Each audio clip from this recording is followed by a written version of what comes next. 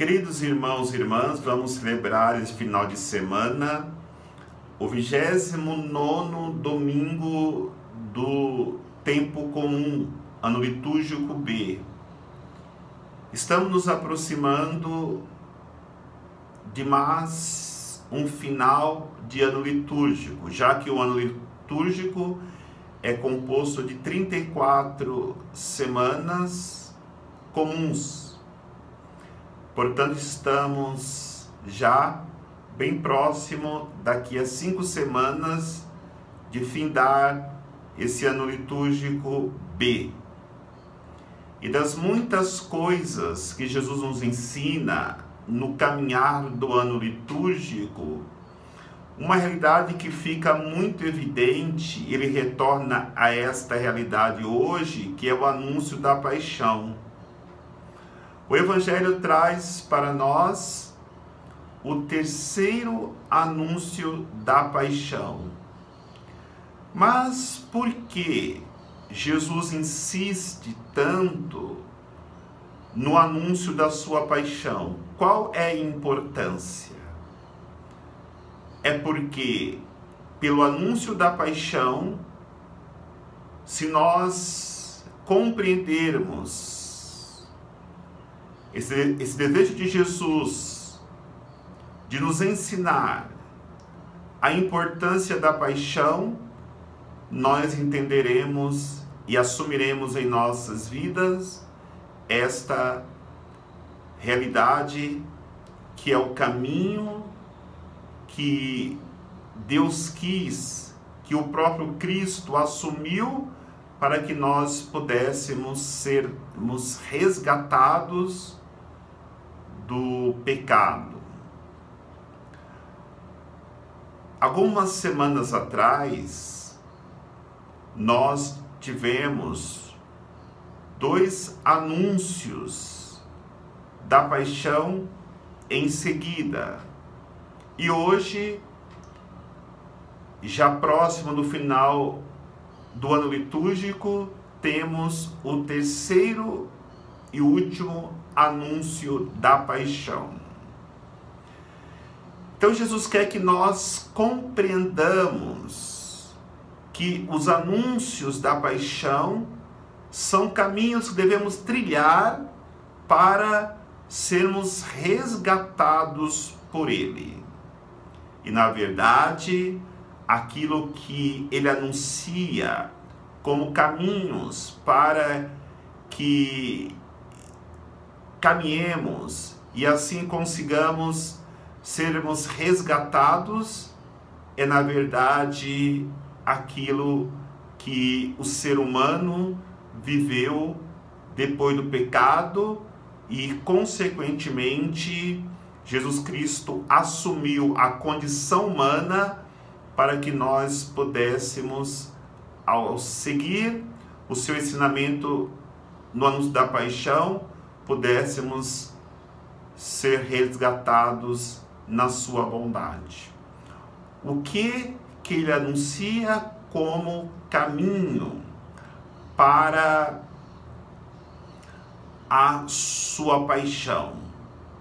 Eu já explicava nas semanas que foi apresentado como reflexão do Evangelho os 2 primeiros anúncios da paixão.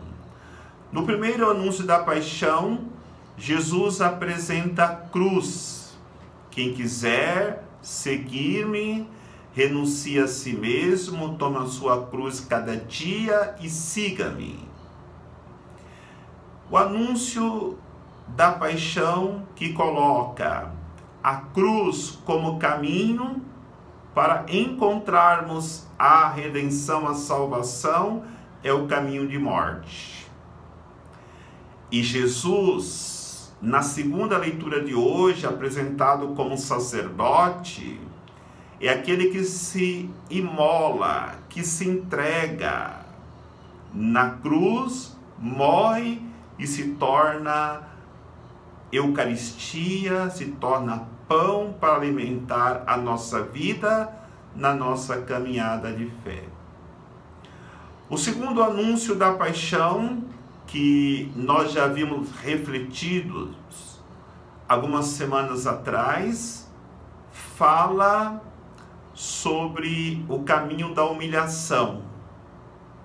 Quando os discípulos discutiam entre si para quem seria o maior.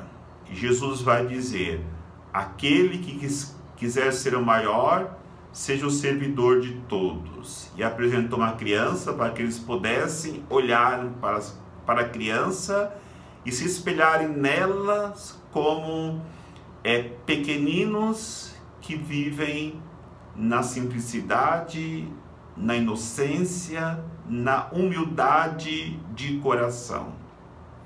Porque Jesus, ele se humilhou para poder nos resgatar da condição humilhante que nós ficamos depois de cairmos no pecado original. Desde quando Jesus se encarnou, ele passou pelo caminho da humilhação.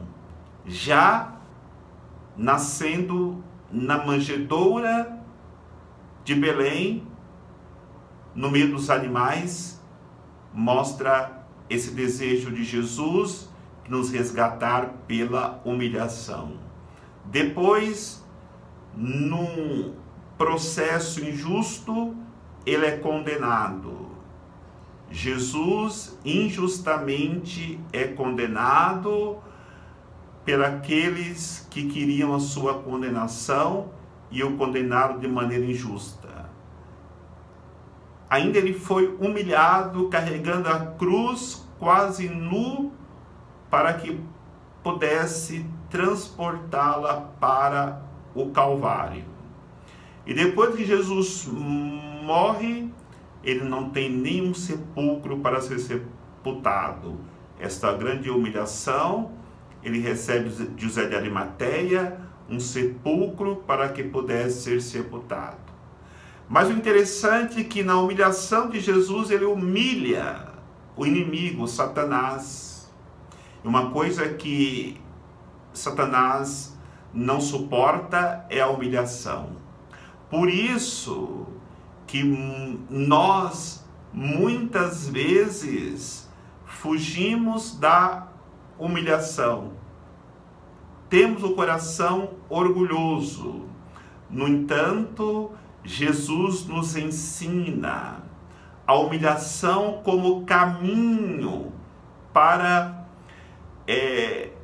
vencermos o mal e, consequentemente, sermos remidos, resgatados por Ele, porque Jesus sabe muito bem, se nós vencermos o nosso orgulho e nos tornarmos humildes, nós também, consequentemente, venceremos o inimigo soberbo.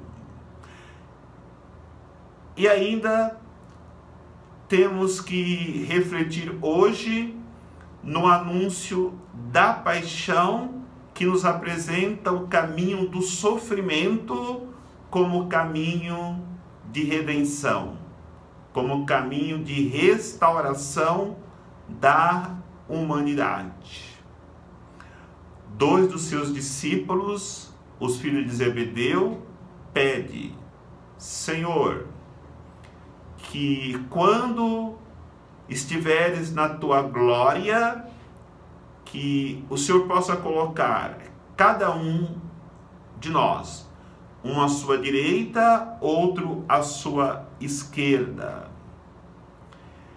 E Jesus faz com esses discípulos, Tiago e João, uma reflexão.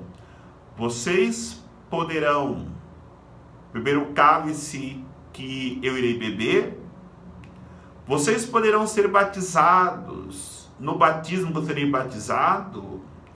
Quando Jesus fala isso, leva os discípulos a esta reflexão, ele está falando exatamente do sofrimento. Beber o cálice é beber o cálice do sofrimento. Ser batizado no batismo que Jesus será batizado é ser batizado no batismo de sangue, no batismo de sofrimento. Os discípulos disseram: nós podemos, como de fato eles sofreram o martírio. Tiago e João, embora não tenha sido martirizado, passou por muitos sofrimentos até a sua morte. E no momento que nós pecamos, nós seremos resgatados. No momento que deixamos que o sofrimento seja para nós também caminho de redenção. Porque, como dizia o nosso saudoso São João Paulo II, que o sofrimento é um mistério. Por mais que nós procuremos entender, jamais entenderemos. Mas caminhemos na mesma direção do Cristo, que no sofrimento trouxe para nós a alegria da redenção.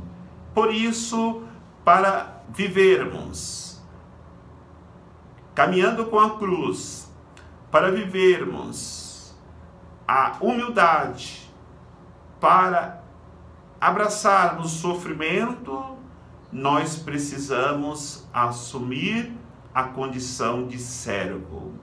A primeira leitura fala do servo, o servo sofredor, aquele que assumiu esta condição, porque só no serviço ele poderia ir até o final na sua missão de salvar a humanidade.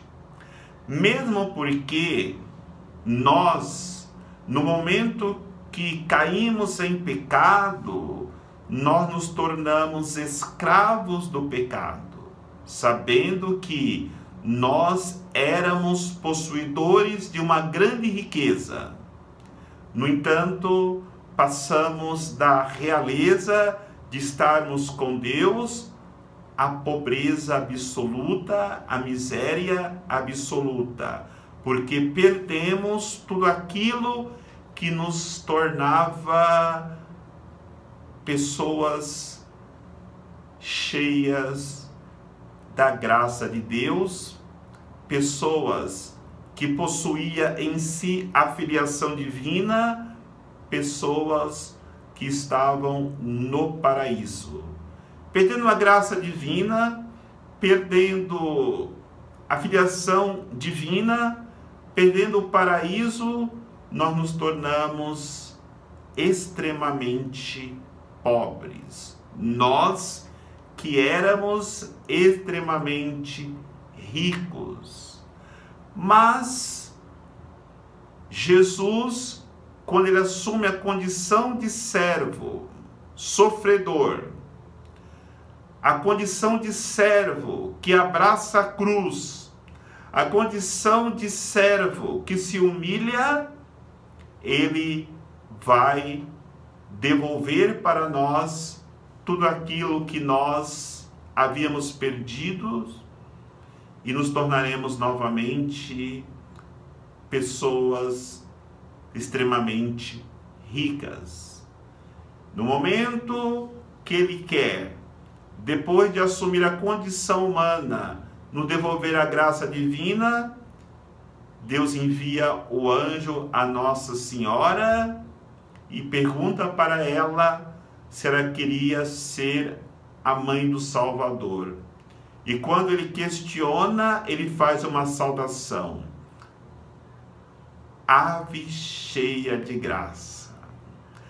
Quando ele fala ave cheia de graça, ele está devolvendo à humanidade, na pessoa de Maria, a graça. Não somos mais desgraçados, somos agraciados por Deus. E depois nós somos chamados ao batismo. O batismo em Jesus Cristo, com a sua encarnação, com a sua paixão e com a sua ressurreição, nos devolve novamente a filiação divina. Porque, se formos ler o prólogo do Evangelho de São João, vai dizer bem assim: todos aqueles que acreditaram receberam a graça de se tornarem filhos de Deus. Portanto, no batismo, nós resgatamos o que outrora havíamos perdido no paraíso, a graça da filiação divina. Agora só nos faltaria novamente o retorno ao paraíso.